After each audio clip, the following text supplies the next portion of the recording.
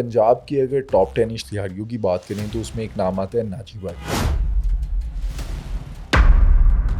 इसका नाम इसी तरह निकला था जिस तरह माजी में मजर तिब्बी ने एक सब इंस्पेक्टर को मारा, मारने के बाद कब्रिस्तान ले जाके दरख्त के साथ टांग के उसको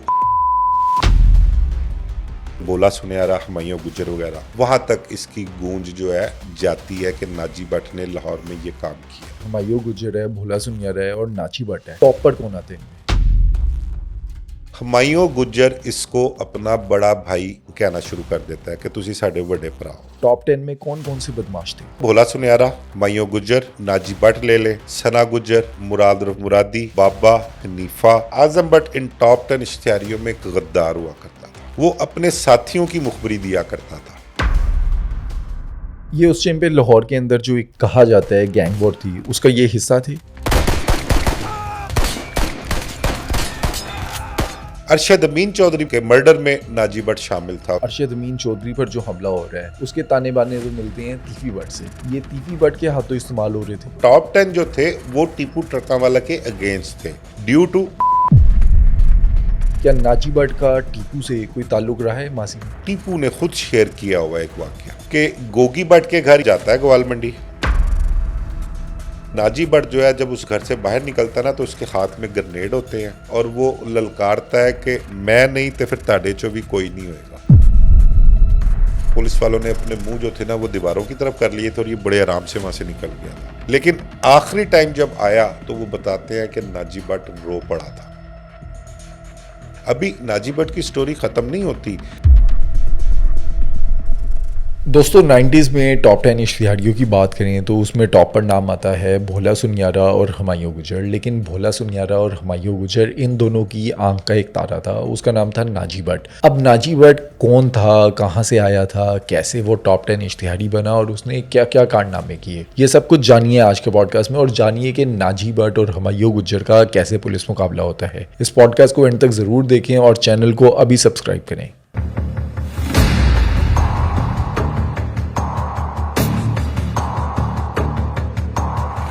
मिर्ज़ा साहब, पंजाब की अगर टॉप 10 इश्तिहारियों की बात करें तो उसमें एक नाम आता है नाजी भट्ट। अरशद अमीन चौधरी पर हमला हो, ताहिर प्रिंस पर हमला हो या टीपू ट्रकावाला पर हमला, इन तमाम मामलात में उसका नाम सामने आता है। अब ये कौन था, ये कहाँ से आया, ये गैंगस्टर कैसे बन गया और इतना नाम कैसे इसने कर लिया अपना? भट्ट साहब, इसमें नाजी भट्ट के मुतल्लिक आपको बताऊं, इसका ताल्लुक सियालकोट का एक इलाका है पसरूर। पसरूर में एक गांव है तारड़, वहाँ का ये ख़ानदान जो है रिहाइश पजीर था। इसका वालिद जो है बशीर भट्ट, वो वहाँ पर रहते थे। जब ये छोटे छोटे थे ना, बचपन था इनका, ये 4 भाई और 2 बहनें थीं। ये वहाँ से तारड़ गांव से शिफ्ट होकर यहाँ पर लाहौर में आ जाते हैं। लाहौर में ताजपुरा स्कीम में एक किराए के घर पे रिहाइश पजीर होते हैं।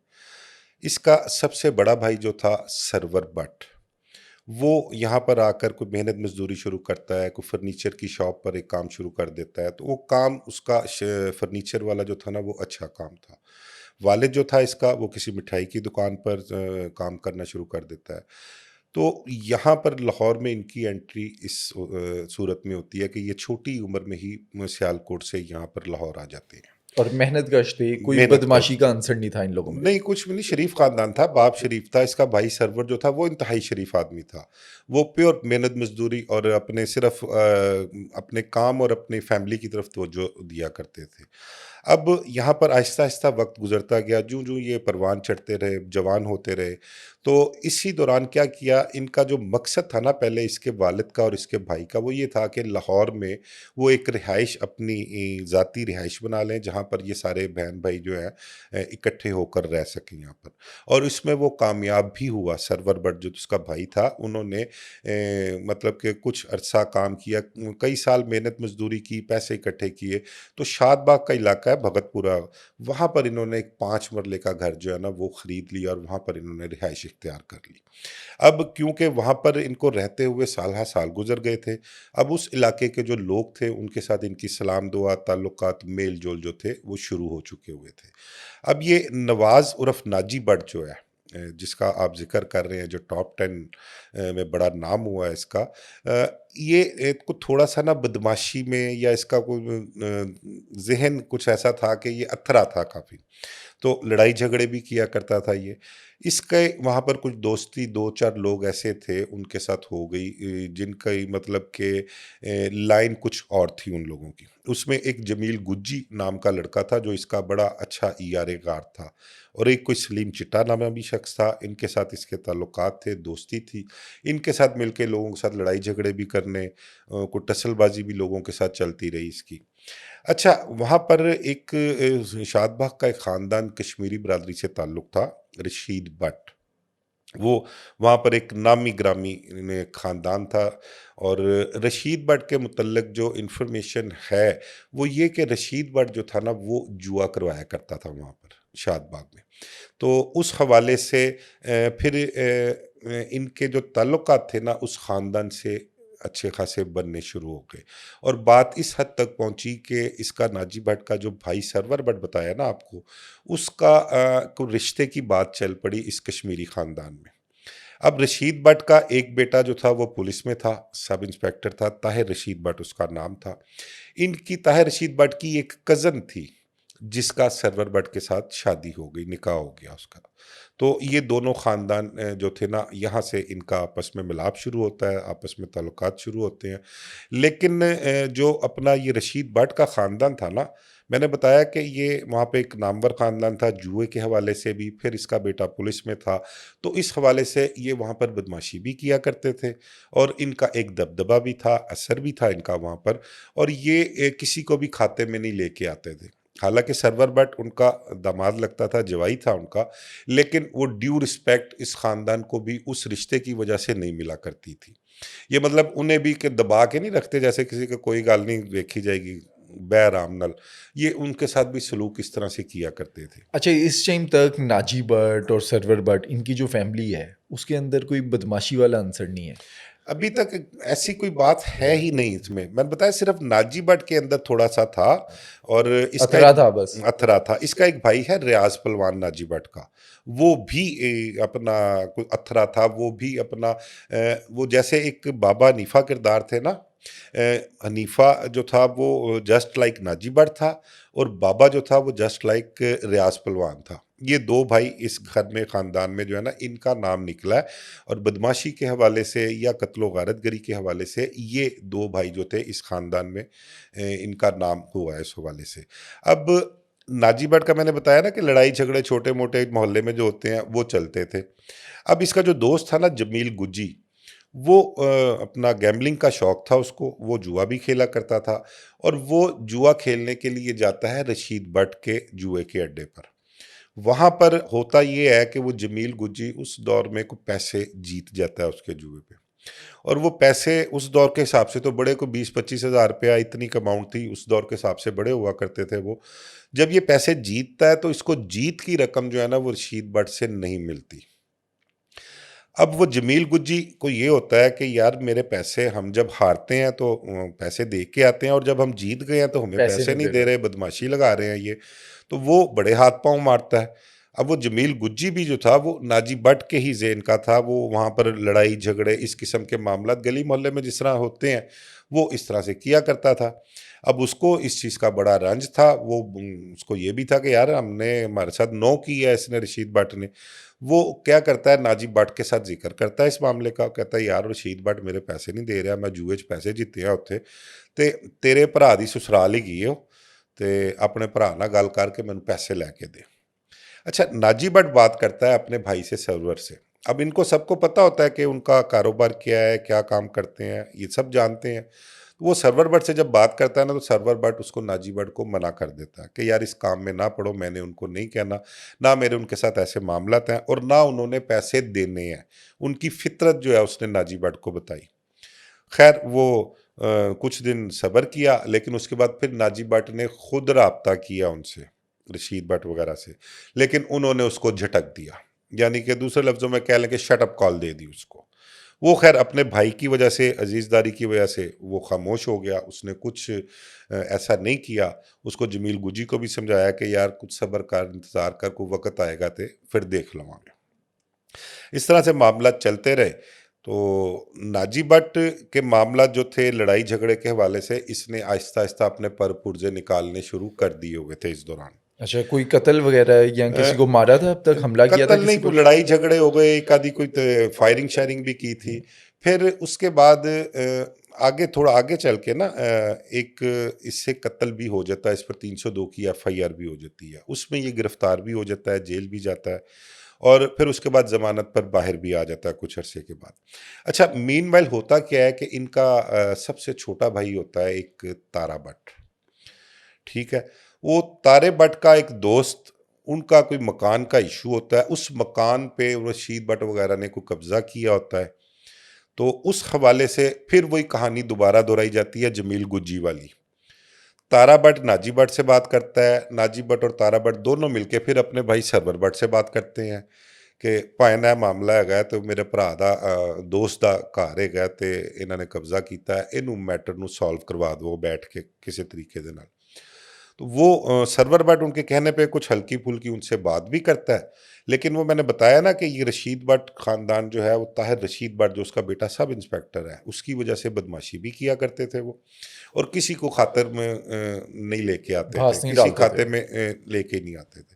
तो इन्होंने उसको भी ना शटअप कॉल दे दी, उनको ताड़ा काम नहीं गा, अपने काम ना काम रखो, ये साढ़े मामला ने असी जानिए तो जानिए। अब वो तारा जो था ना, वो अपने दोस्त की वजह से, उसका क्लोज फ्रेंड था, फैमिली फ्रेंड था, उसकी वजह से बहुत टची था इस मामले में। उसने नाजी से कई मरतबा जिक्र भी किया। फिर उसने अपने तौर पे कि यार चलो मेरे भाई की अजीज़दारी है, बड़े हैं, मैं उनको बुज़ुर्गों की तौर पे लेके कि मैं उनसे रिक्वेस्ट कर लूँ कि इस मामले को देख लें, किसी तरफ लगा दें इस मामले को। उसने उनसे राब्ता करना शुरू कर दिया तारे भट्ट ने। अच्छा, तारा भट्ट जो था वो शरीफ आदमी था। शरीफ आदमी था, मतलब कि तारे भट्ट ने तो कुछ भी नहीं किया हुआ था, ना इसमें बदमाशी में कोई काम था, लेकिन वो अपने देखे ना गली मोहल्लों में जो दोस्तियां होती हैं ना, वो कुछ अलहदा ही किस्म की होती हैं। तो उसमें सब दोस्त जो एक ग्रुप होता है, मतलब कि मैं हूँ, मेरा अलहदा ग्रुप है, मेरे छोटे भाई होंगे उनके अलहदा ग्रुप, तो वो अपने तौर पर जो कोई शरारतें कर लें या कोई दो नंबरियां कर लें, वो सब करते थे अपनी जगह पर, और हर जगह पर इसी तरह से होता है। वो एक एज ऐसी होती है, उस एज में आप ये सारा कुछ करते हैं। तो तारा जो है वो उनसे राब्ता करता है, ताहिर रशीद भट्ट से भी करता है, उसके वालिद से भी करता है। तो ये मामला ना खिचड़ी पकनी शुरू हो जाती है। अब उसमें जब वो किसी अपना लीगल पोजीशन में आते हैं ना, जिनके घर पे कब्जा हुआ था, वो कानूनी कार्रवाई करने के हवाले से कुछ सोचते हैं कि हम ये करेंगे। उनको जब मैसेज कन्वे किया जाता है इस हवाले से, तो वो भी थोड़ा कॉन्शियस हो जाते हैं, उनका ये कल को खराबी करेगा, ठीक है।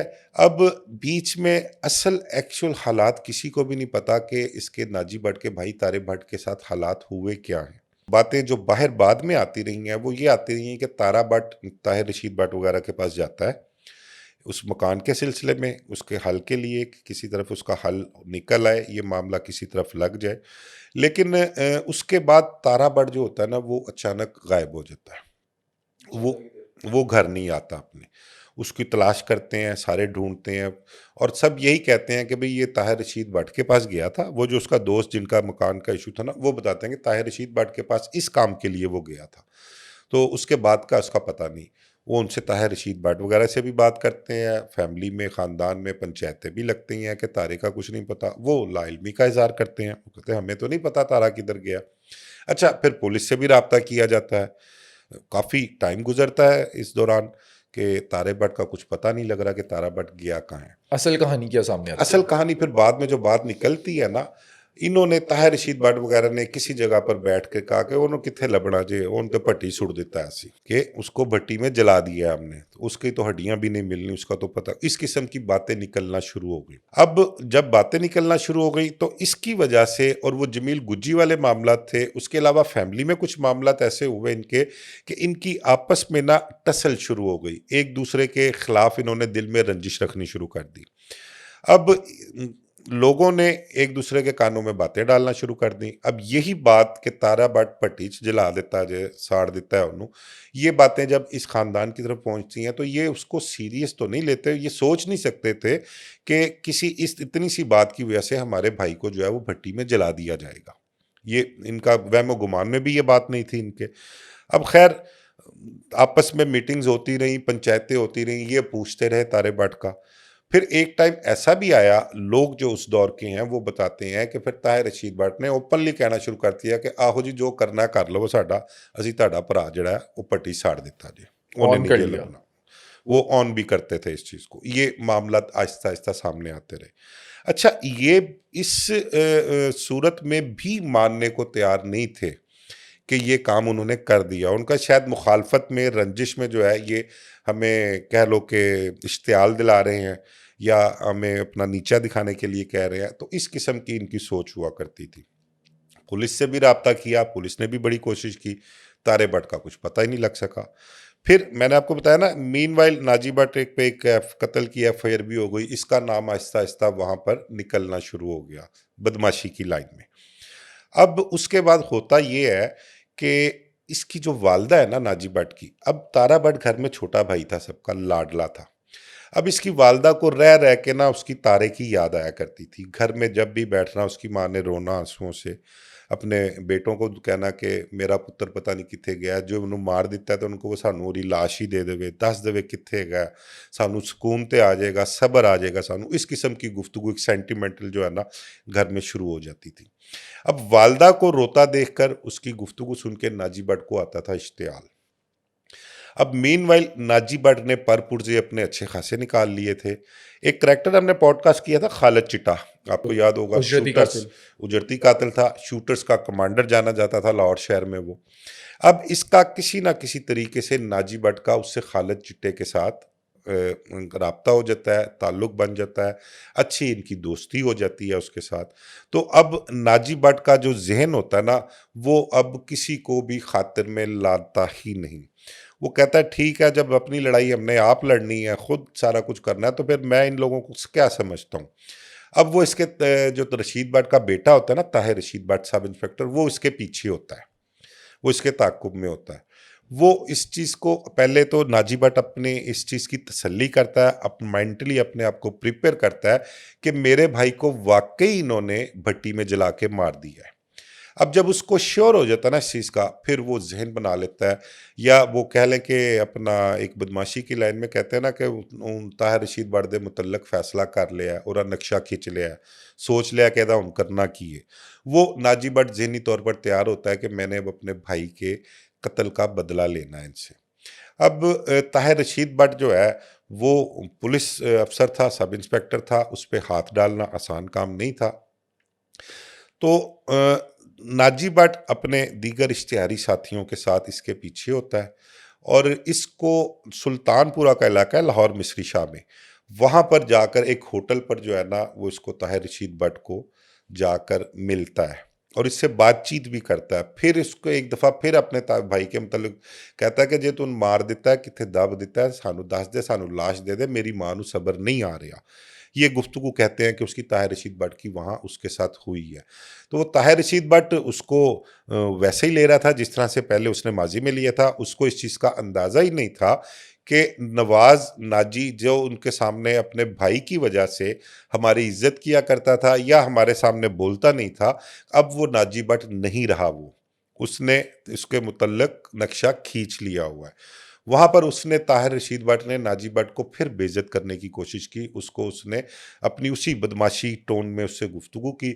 जब वो गुफ्तगू करता है तो फिर नाजी भट्ट उसको कहता चल भाई सीधा हो जाऊँ, और फिर वो क्लाशन का ब्रस्ट मारता है उसको वहाँ पर। वहीं पर ताहिर रशीद भट्ट और इसके दो साथी जो होते हैं वो मौके पर ऑन द स्पॉट उनकी डेथ हो जाती है।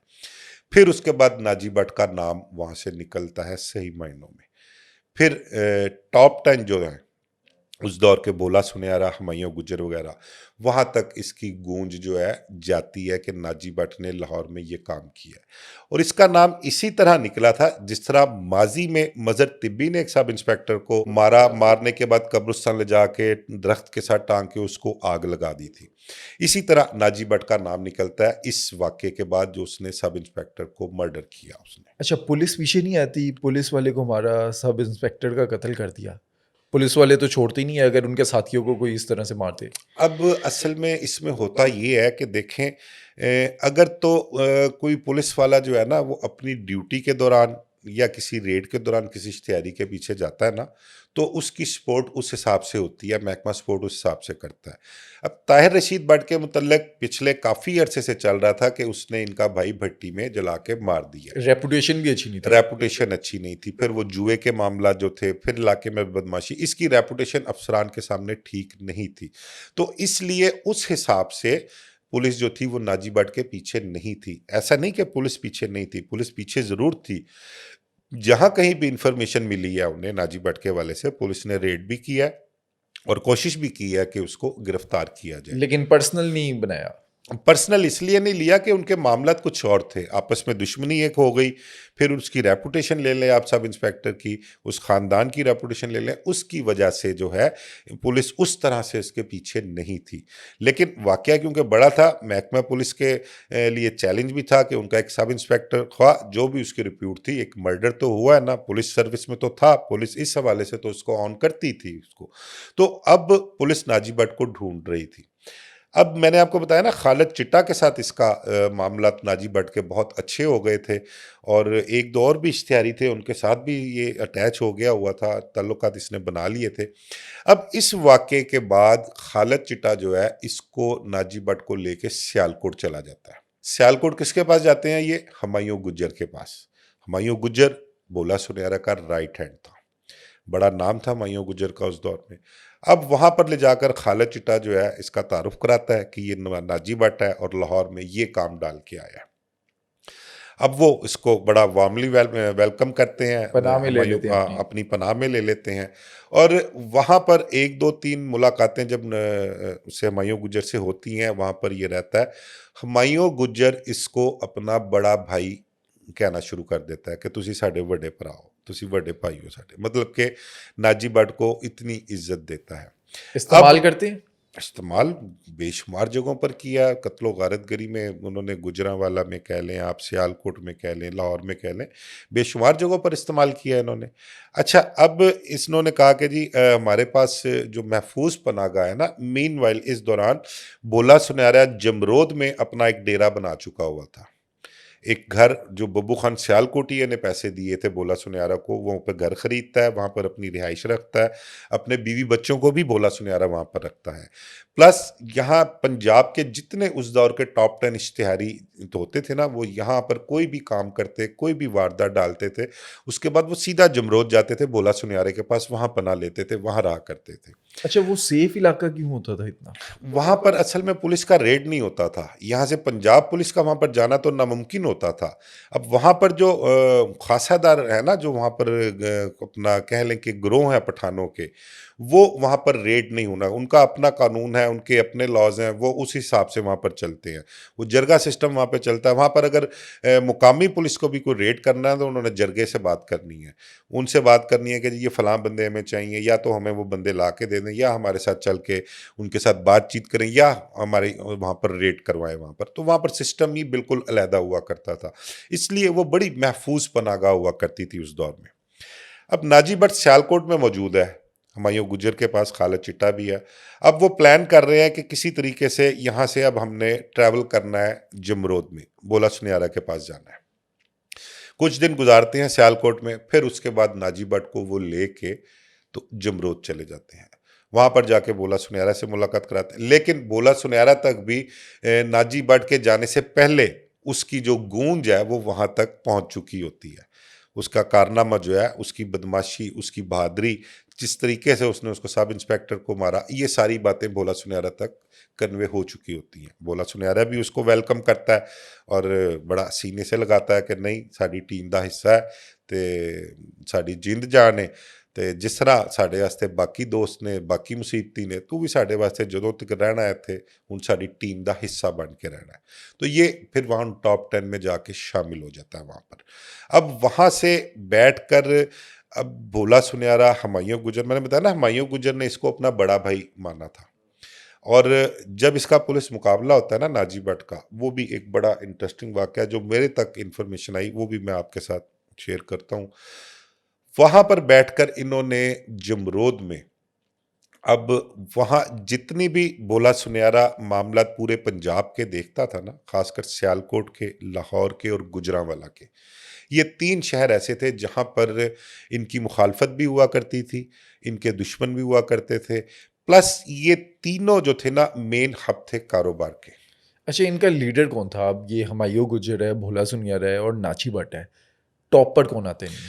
टॉप पे भोला सुनहरा था इनका, बात उसी की मानी जाती थी, चलती उसी की थी।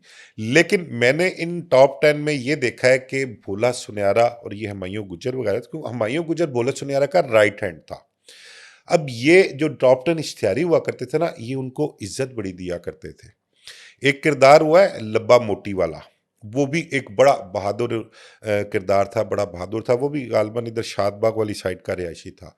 उसको भी बड़ी इज्जत दिया करते थे, उसको भी ये अपना उस्ताद माना करते थे, वो बड़ा बहादुर था और बिल्कुल बेलौस उसने बगैर किसी लालच के बोला सुनहरा हुमायूं गुजर वगैरह के कैंप पे उसने बड़े बंदे मारे हैं उसने, ठीक है। लेकिन वजह क्या थी कि ये उन्हें इज्जत देते थे। मैंने कहा ना कि नाजी भट्ट को बड़ा भाई बनाया, और मरते दम तक हुमायूं गुज्जर ने, इसके साथ पुलिस मुकाबला हुआ है, मरते दम तक उसने इसको ऑन किया कि मेरा भरा है वड्डा, मैं सारी जिंदगी नू वड्डा भरा के है। ये हुमायूं गुज्जर के अल्फाज थे पुलिस मुकाबले से पहले।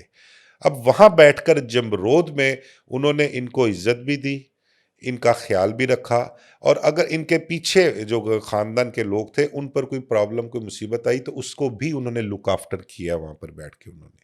ये इस हद तक जो है नाजी भट्ट वगैरह और जितने भी इश्तिहारी थे उनको अपनी पनाह में लेने के बाद उनको सपोर्ट किया करते थे। अच्छा, इन लोगों ने नाची भट्ट को किन-किन कार्रवाइयों में इस्तेमाल किया?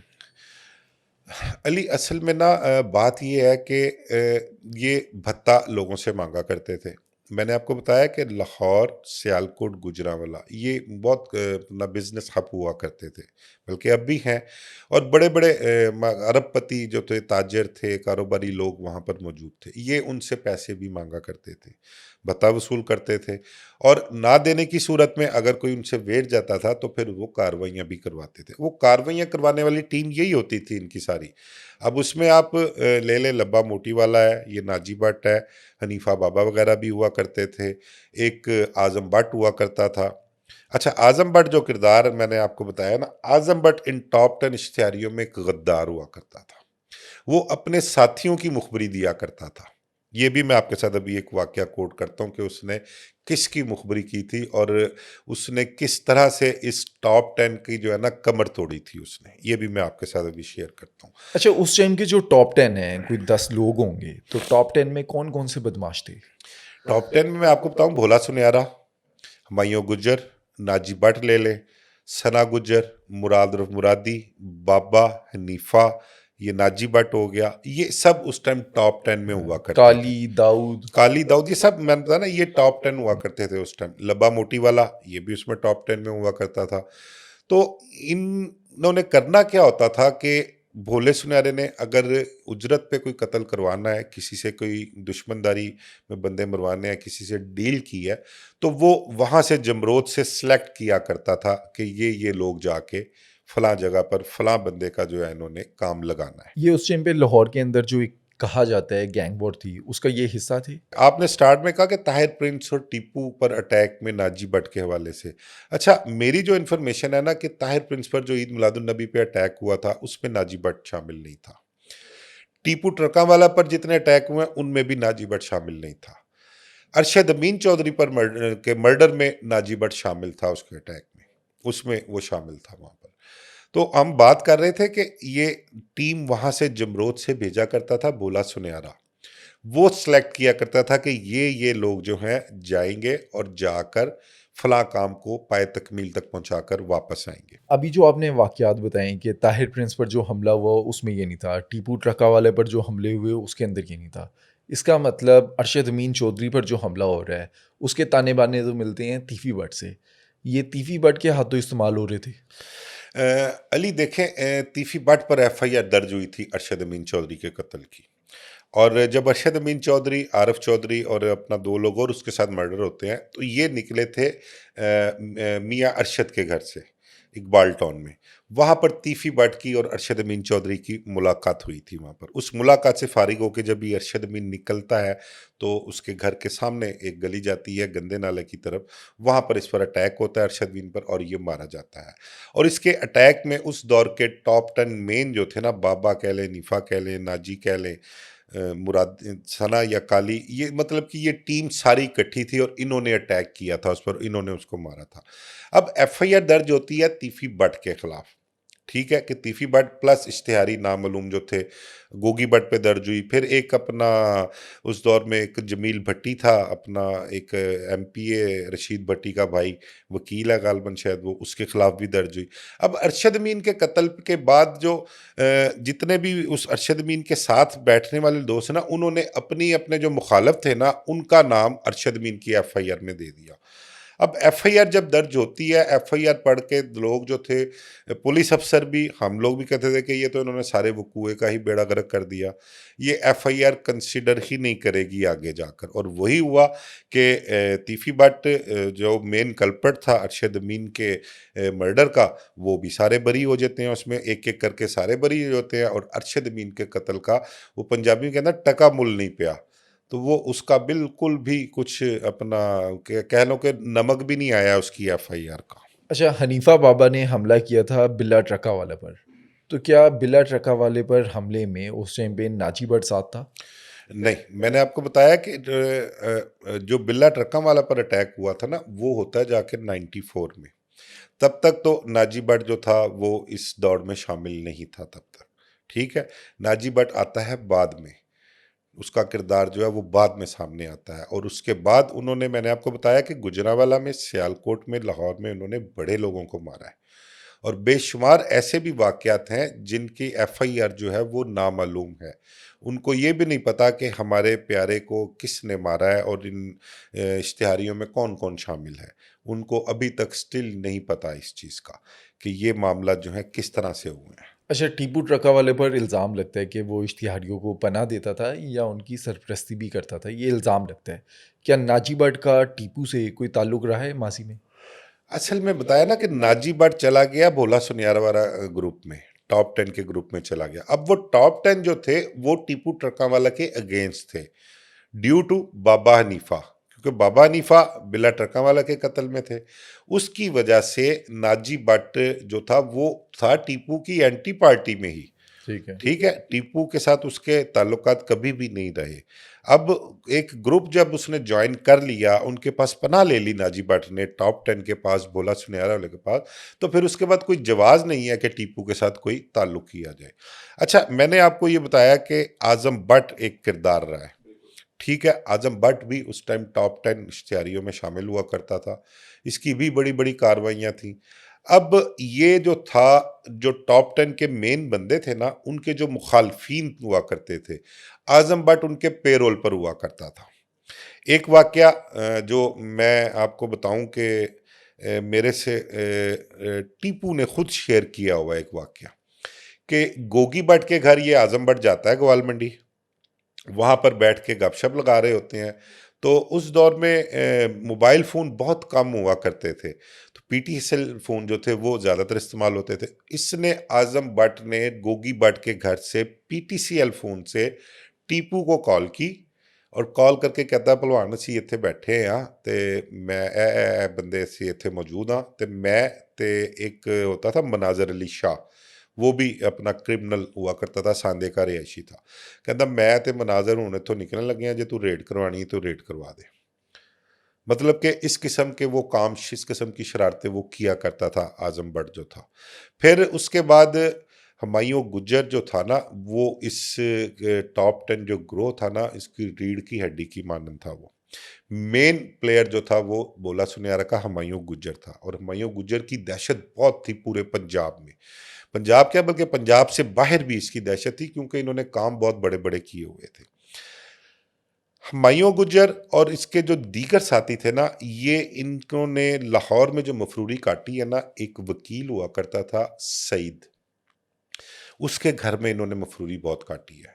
वो गालबन बलालगंज वाली साइड पर कहीं उसकी रिहाइश थी, वहां पर ये उसके घर पे मफरूरी काटा करते थे। अब वहाँ पर जितने भी इनके इश्तिहारी दोस्त थे ना, उनको सबको पता था कि हमारी जो लाहौर में पनाह है, वो सईद वकील जो है एडवोकेट, वो उसका घर है। वहाँ पर ये आया जाया भी करते थे, मुलाकात भी किया करते थे एक दूसरे से। सईद की जो अहलिया थी ना, उसकी बीवी, उसको हुमायूं गुजर ने बहन बनाया हुआ था अपनी। ठीक है, इस वजह से वो उस घर में कंफर्टेबल थे। सईद भी इन पर ट्रस्ट करता था। अब सईद का एक अपना मैटर था, उसकी हॉल रोड में कोई दुकानें शुकानें थी, कोई उसका मैटर था, वो वहां पर इनको इस्तेमाल करना चाहता था। और मेरी इत्तला के मुताबिक उसने इस्तेमाल किया भी इनको अपने उस मैटर के लिए। तो हर किसी का अपना अपना मकसद होता है। अब वो उस दौर में इतने टॉप के जो इश्तिहारी, जो उनको पूरी पंजाब की पुलिस ढूंढ रही हो, उनको अपने घर पे रखना, वो बगैर किसी मकसद के, बगैर किसी लालच के तो हो नहीं सकता। तो वो उसका सईद वकील का ये एक कह लें कि मोटिव था उसका, उसकी ये मकसद था, मफाद था उसका। आजम भट्ट सईद के घर जाता है हुमायूं गुज्जर को मिलने के लिए। वहाँ पर जाकर बैठक में बैठता है वो आजम भट्ट, और गपशप कर रहे होते हैं। तो हुमायूं गुजर कहता है कि मैंने ना कहीं जाना है, तो मैं ज़रा तैयार हो लूँ, मैं नहा लूँ। अब आजम भट्ट, मैंने आपको बताया ना कि शुरू से ही इसका कह लें कि उसने किसी को स्पेयर ही नहीं किया, किसी को माफ़ी नहीं की, दगा देता था। दगा देता था। अगर आपने उसको यहाँ पर अपने कमरे में बिठा के छोड़ के आप बाहर गए हो ना, तो उसने देखना कि यहाँ कोई काम की चीज़ है, कोई चीज़ है, तो उसने वो उठा के जेब में डाल लेनी है। वो इस किस्म का भी किरदार रहा है वो। तो अब जब वो नहाने के लिए जाता है ना, तो उसके हुमायूं के ना कपड़े टंगे होते हैं वहां पर। उसकी शर्ट की या कोट की कोई जेब होती है मेरा ख्याल, वो उसमें से ना देखता है कि उसको ना कोई नजर आता है कि कोई टिकट है एयरलाइन की किसी की। वो टिकट निकाल के देखता है, तो वो PIA की टिकट होती है।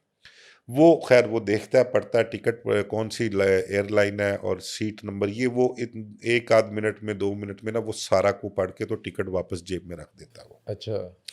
सेम डे हुमायूं की जो थी वो फ्लाइट थी PIA की, गालबन दुबई जा रहा था शायद वो। तो दुबई की उसकी फ्लाइट थी, तो वो सारा कुछ देख लेता है।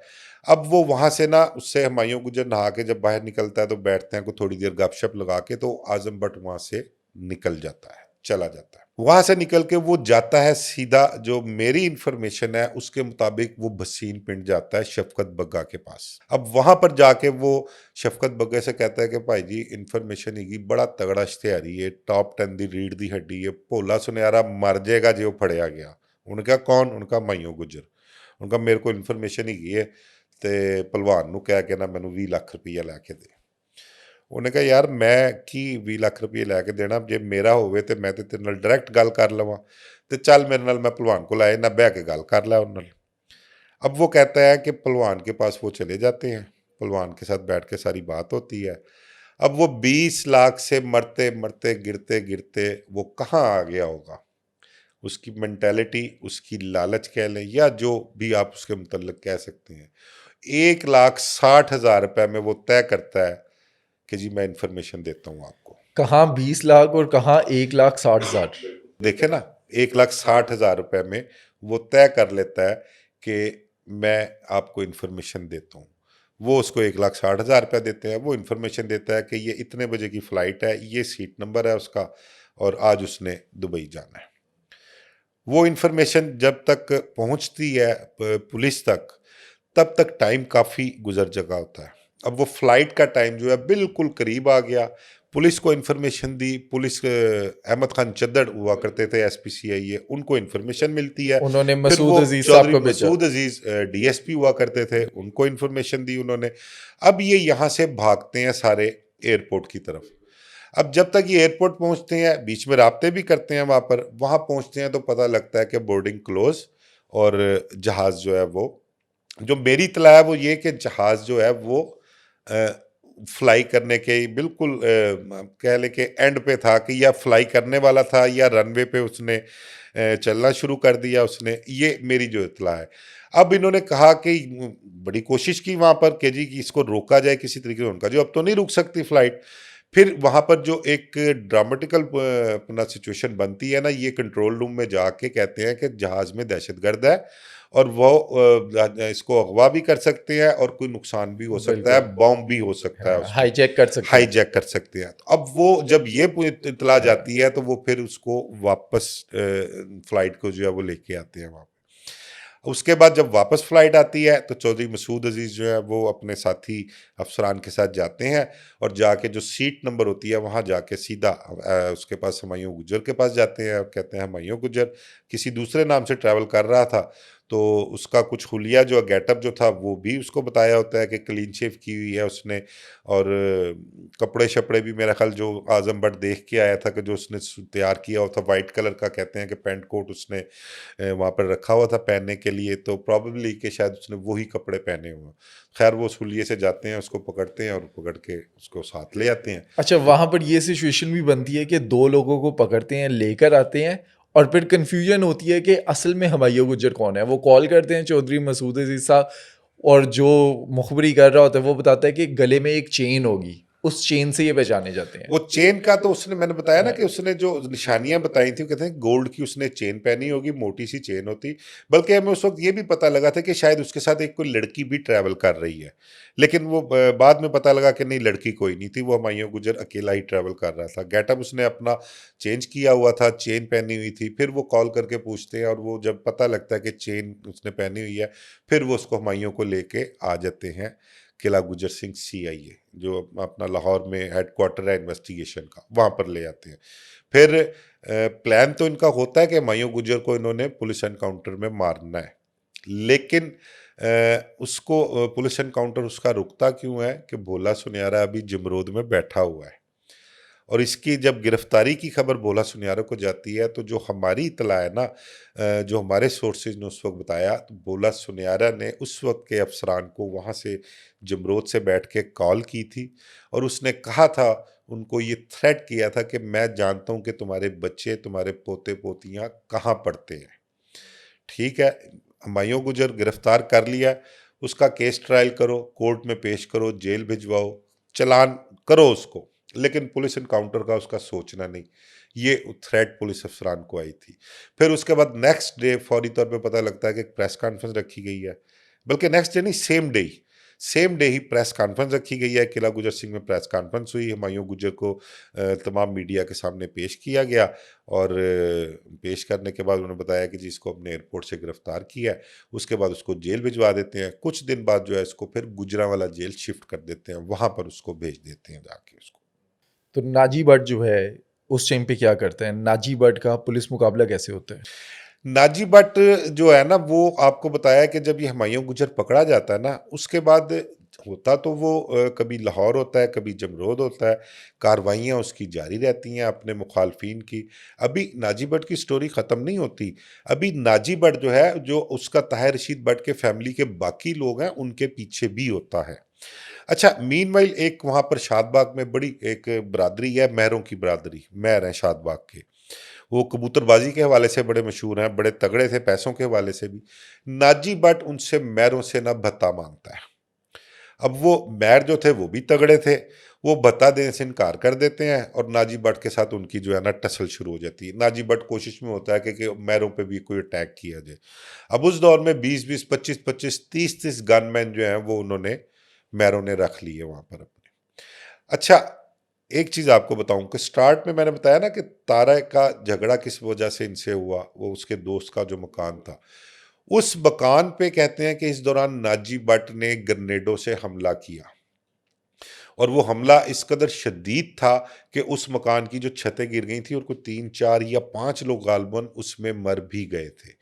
ये इसने उन रशीद भट्ट वगैरह पर अटैक किया था।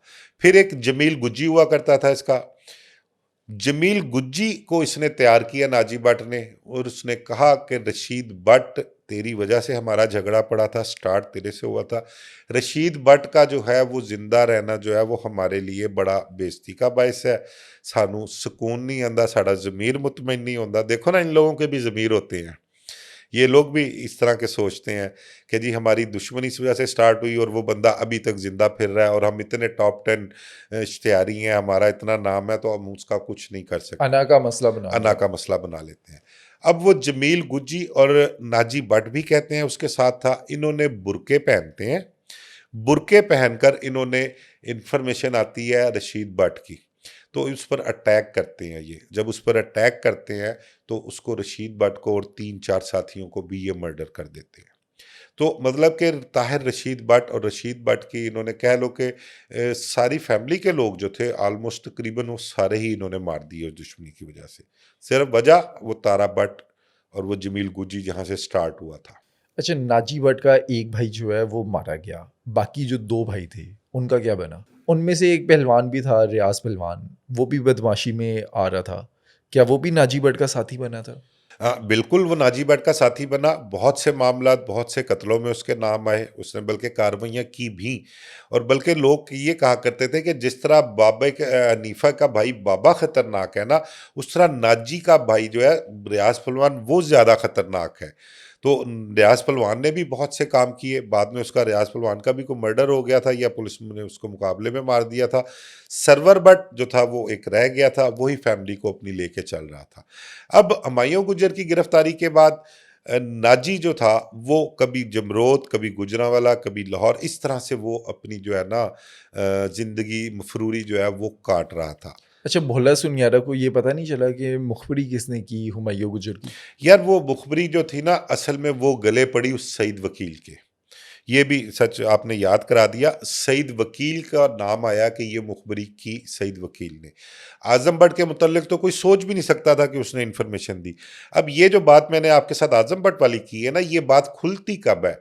ये बात खुलती उस वक्त है जब आजम भट्ट सियालकोट में गिरफ्तार हो जाता है। उससे जब तफ्तीश होती है, वो तफ्तीश के दौरान फिर ये इंकशाफ करता है कि हुमायूं गुज्जर की मुखबरी मैंने इस तरह से दी थी। शफकत बग्गे के पास गया, शफकत बग्गा मुझे पलवान के पास लेके गया, उससे 1,60,000 रुपये में मेरी डील हुई, और ये सब सारा कुछ वो बताता है सियालकोट में इंटेरोगेशन के दौरान। अच्छा, इससे पहले क्योंकि वो रहा सईद वकील के घर से निकला था हुमायूं गुजर, उसके पास ही रहा करते थे। अब वो मुखबरी खाते पड़ गई सईद वकील के। अब भोले सुनयारे ने क्या किया, सईद वकील को और उसके भाई को, एक बलालगंज में और दूसरा आउटफॉल रोड पे गालबन, दोनों को सेम टाइम उसने कत्ल करवाया, दोनों भाइयों को वहां पर उसने बोला। और वो सिर्फ उस पर क्या इल्जाम ये था कि हुमायूं गुजर की मुखबरी इन्होंने की है। तो आजम भट्ट के गुनाह का जो था कफारा वो उन दोनों भाइयों को अपनी जान देने करना पड़ा। अब नाजी भट्ट जो था वो मफरूर था। नाजी भट्ट की जो गिरफ्तारी होती है वो जो हमारे ज़राए का कहना है, जो पुलिस अफसरान का कहना है कि ये गुजरांवाला वजीराबाद वाली साइड पर ये वहाँ पर मफरूरी काट रहा था, और ये किसी दुकान पर कोई चीज़ लेने जाता है तो वहाँ पर दुकानदार से इसका झगड़ा हो जाता है। झगड़ा किस बात पे होता है कि दुकानदार कहता है कि ये नोट जो आप दे रहे हो ये जाली नोट है। अब इस चीज पे उनकी बहस शुरू हो जाती है। ये कहता है कि नहीं असली नोट है, वो कहता है। अब नाजी भट्ट, तो नाजी भट्ट के अंदर जो एक बदमाश है वो तो अपना वहां पर उसने अपना आप दिखाना है ना, इनका वहां पे झगड़ा शुरू हो जाता है, लड़ाई शुरू हो जाती है।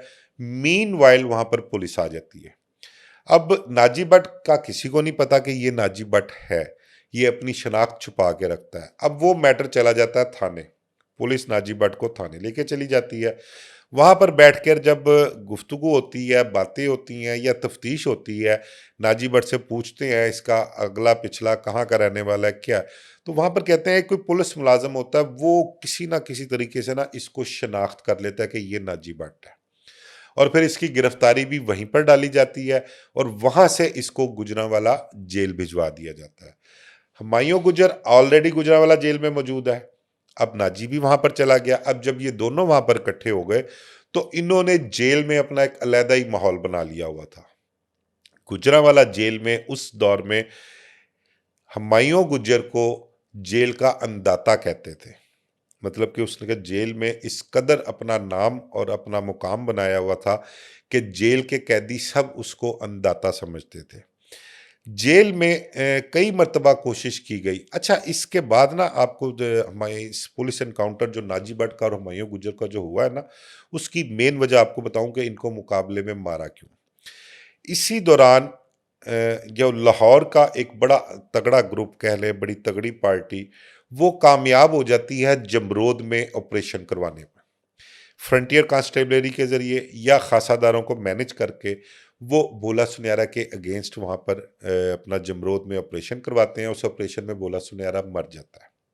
ये हुमायूं गुजर की गिरफ्तारी के बाद की बात है, जब उसको गुजरांवाला जेल ट्रांसफर किया जाता है। अब भोला सुनहरा जब मर जाता है ना, तो फिर अब प्लान किया जाता है कि अब हुमायूं गुजर को जेल से निकलवा कर पुलिस एनकाउंटर उसका करवाया जाए। अच्छा, इस टाइम तक हनीफा बाबा जो हैं, वो ज़िंदा हैं, वो अपनी कार्रवाइयाँ कर रहे हैं या उनका पुलिस मुकाबला हो चुका है? हनीफा बाबा अभी मौजूद हैं इसमें, अभी उनका जो है ना नक्शा नहीं खींचा गया, अभी वो मौजूद हैं। अब नक्शा जो खींचा जा रहा है वो हुमायूं गुज्जर का और नाजी भट्ट का खींचा जा रहा है कि ये गुजरांवाला जेल में है, इनको किस तरह से वहां से लाया जाए। अच्छा, इस दौरान जो ये अरसा गुजरा ना टॉप 10 का, एक बड़ा मशहूर मारूफ किरदार टॉप 10 के हवाले से कह लें, नवीद सईद इंस्पेक्टर हुआ करता था। नवीद गुज्जर, नवीद पहलवान के नाम से वो मशहूर था। और उसके खाते में भी बड़े पुलिस एनकाउंटर आते हैं कि वो कहते हैं कि जी ये इन लोगों को जितने टॉप 10 थे वो नवीद सईद ने ही मारे। लेकिन मेरा नहीं ख्याल कि उनको नवीद सईद ने ही मारा था।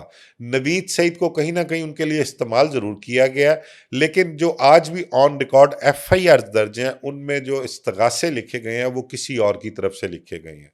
वो SHO बदामी बाग कह लें, राना फारूक हुआ करते थे, या कोट अब्दुल मालिक में जो एक अपना नाजी का और इसका हुमायूं का हुआ था, वो इस्तगासे किसी और की तरफ से है। लेकिन वो आज तक जो है वो तारीख में या खाते में वो नवीद सईद के ही पड़े हुए हैं कि नवीद सईद ने उन्हें मारा है। नवीद सईद की बरादरी हुमायूं गुज्जर की बरादरी एक थी, दोनों गुज्जर थे। नवीद सईद का हुमायूं गुज्जर से ताल्लुक भी था। गुजरांवाला जेल में नवीद सईद हफ्ते में एक आध मरतबा जाके हुमायूं गुज्जर की मुलाकात जरूर किया करता। और मुलाकात में क्या करता था? बस जाके हालचाल पूछना, किस चीज़ की ज़रूरत है, मतलब कि अपना ताल्लुक उसने बताना होता था कि मेरा ताल्लुक है, या कुछ उससे इन्फॉर्मेशन लेने के लिए भी जाया करता था वो। इस हवाले से वो गुजरांवाले जाना उसने हफ्ते में एक आध मुलाकात किया करता था। अच्छा, जेल में बैठा हुआ हुमायूं गुजर और नाजी भट्ट क्या कार्रवाइयाँ कर रहे थे? भत्ता माँगते थे लोगों को कॉल करके? देखिए, जेल में उस टाइम सहूलियत सारी मौजूद हुआ करती थी, ठीक है? उस टाइम इनको जेल से बैठ के किसी से भत्ता मांगने की ज़रूरत नहीं थी, क्योंकि इनका जो रिंग लीडर था, या कह लें इनका जो बाप था भोला सुनहरा, वो बाहर मौजूद था उस वक्त। इन पर जब बुरा टाइम आता है वो भोला सुनहरे की मौत के बाद आता है। अब मैंने आपको बताया ना कि जेल में जो इनका माहौल था वो बहुत ही तगड़ा माहौल था। कैदी इन पर जान छिड़कते थे अपनी जेल के अंदर। नवीद सईद वीकली एक मुलाकात किया करता था। फिर नवीद सईद के साथ एक मरतबा जिस दिन इनका पुलिस मुकाबला होता है ना, उससे एक हफ्ता पहले नवीद सईद जब मुलाकात पे जाता है, तो एक अपना MPA रह चुके हैं आजकल, गालबन वो शायद किसी ओहदे पर भी हैं, चौधरी शहबाज, वो भी नवीद सईद के साथ जाते हैं और हुमायूं गुज्जर से वहां पर मुलाकात भी करते हैं। ठीक है, वो आ जाते हैं। अब इस दौरान को 3-4 मरतबा अटेम्प्ट की गई कि हुमायूं गुज्जर को और नाजी भट्ट को गुजरांवाला जेल से निकलवा के लाया जाए। जब भी पुलिस वाले गए हैं उन्होंने कोशिश किया, वहां पर कैदियों ने हंगामा शुरू कर दिया, और उस हंगामे की वजह से जो जेल वालों ने था उनको भेजने से इनकार कर दिया। फिर उसके बाद होता यह है कि यूज किया जाता है नवीद सईद को। नवीद सईद का क्योंकि उसके साथ ताल्लुक था, अब उसको इस्तेमाल किया जाता है नवीद सईद को। नवीद सईद जाता है उसकी मुलाकात पे, साथ पुलिस और भी लेके जाता है, और हुमायूं गुज्जर को इतला की जाती है कि तेरी मुलाकात आई है। अब वो पूछता है कौन है मुलाकात पे, उनका इंस्पेक्टर नवीद सईद आया है। अब नवीद सईद से क्योंकि मुलाकात रहती थी तो उसको खतरा कोई नहीं था, उसने कहा कि रूटीन में जैसे मुलाकात के लिए आया है। नवीद सईद मैनेज हो चुका हुआ था इस दौरान। हुमायूं गुज्जर मुलाकात के लिए आता है, उसके साथ नाजी भट्ट भी मुलाकात में आ जाता है। अब जब वो ड्योढ़ी में आते हैं ना गुजरांवाला जेल की, तो गाड़ी पहले ही ड्योढ़ी में मौजूद होती है। जैसे ही वो ड्योढ़ी में आते हैं तो इन दोनों को उठा के फटाफट गाड़ी में डालते हैं और जेल से निकल के बाहर निकल जाते हैं। कैदियों को अंदाजा ही नहीं था, उनको पता ही नहीं लगा कि ये हुआ क्या है। वो तो बाद में पता लगता है कि भाई इन दोनों को जो है वो जेल से ले गए हैं। अब जेल से जब बाहर निकलते हैं तो बाहर उस वक्त इंस्पेक्टर करामत भट्टी हुआ करता था, उसके हैंडओवर करते हैं, वो लेके इनको लाहौर की तरफ रवाना हो जाते हैं। अब लाहौर में जब लेके आ रहे होते हैं तो कोट अब्दुल मालिक के पास एक कोई गालबन नूरपुर नहर है वहां पर कोई, उसके पास जाकर वो गाड़ी रोकते हैं और उनको कहते हैं कि भाई अब तुम्हारा टाइम जो है वो पूरा हो गया है, कलमा पढ़ना कलमा पढ़ो, या जो भी कुछ पूछते हैं उनसे, आखिरी ख्वाहिश क्या, जो भी आखिरी गुफ्तगू होती है। तो बताने वाले जो उस पुलिस मुकाबले में शामिल थे ना, वो ये कहते हैं कि नाजी भट्ट जो था, जिसका इतना नाम था, इतना खौफ था, इतनी दहशत थी, लोगों को मारते हुए कभी उसके हाथ नहीं कांपे। एक मर्तबा तो बल्कि ये बताऊं कि नवीद सईद के हवाले से ये आपको बताऊं कि मिस्री शाह में एक इतला मिलती है कि किसी घर में ये मौजूद है, नाजी भट्ट और इसके एक साथी था। तो वहाँ पर नवीद सईद बड़ी पुलिस की उस टाइम के ना बड़े तगड़े तगड़े थानेदार हुआ करते थे, उनको साथ लेकर रेड करता है और उस मकान को घेरे में ले लेता है। और नाजी भट्ट जो है जब उस घर से बाहर निकलता है ना, तो उसके हाथ में ग्रेनेड होते हैं और ग्रेनेड की पिनें उसके उंगलियां जो पिनों पे होती हैं, और वो ललकारता है कि मैं नहीं तो फिर ताड़े चो भी कोई नहीं होएगा। अब मेरे को ग्रेनेड ने, और बड़े बड़े तगड़े पुलिस अफसर जो पुलिस एनकाउंटर्स के वाले से जिनके बड़े नाम हुआ करते थे, आप यकीन करें, बताने वाले बताते हैं कि पुलिस वालों ने अपने मुंह जो थे ना वो दीवारों की तरफ कर लिए थे और ये बड़े आराम से वहां से निकल गया था। इतना जिदार अपने उसमें दौर में।